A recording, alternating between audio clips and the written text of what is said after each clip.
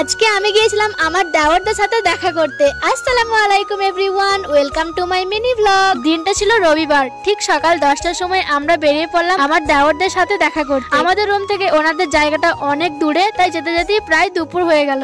ওখানে পৌঁছে দেখি সবাই খাওয়া দাওয়া শেষ করে একটু বিশ্রাম নিচ্ছে, আর এদিকে আমার দেওর আমার জন্য পাশের দোকান থেকে ফ্রুটি, কলা, সন্দেশ এগুলো এনে দিয়েছিল। এগুলোই আমি খাচ্ছিলাম, খেতে খেতে সবার সাথে গল্প গুজব করছিলাম। অনেকদিন পর দেখা হলো সবার সাথে, হাসি আড্ডা আর আনন্দের সময়টা কেটে গেল দারুণ ভাবে। এই পুরো ব্লগে আমি সেই মুহূর্তগুলো তোমাদের সঙ্গে শেয়ার করেছি। ভিডিওটা অলরেডি আমার ইউটিউব চ্যানেলে আর ফেসবুক পেজে আপলোড হয়ে গেছে, তোমরা চাইলে দেখে আসতে পারো। যাই হোক, সবার সাথে গল্প গুজব শেষ করে এখন সবাইকে টাটা বাই বাই জানিয়ে আমরা রওনা দিলাম ভাইদের ঠিকাদারের রুমে। এটা হচ্ছে ঠিকাদারের রুম। গিয়ে দেখি ঠিকাদার সাহেব তো নেই, ছিলেন ওনার বউ। আমরা যেতে উনি আমাদেরকে একটু খিচুড়ি বেড়ে দিয়েছিলেন, তো সেটাই আমরা খাচ্ছিলাম। খাওয়া দাওয়া শেষ করে আমরা বেরিয়ে পড়লাম বাজারের উদ্দেশ্যে। আর বাজার যাওয়ার পথেই দেখতে পেয়ে গেলাম এত সুন্দর একটা ফুল গাছ।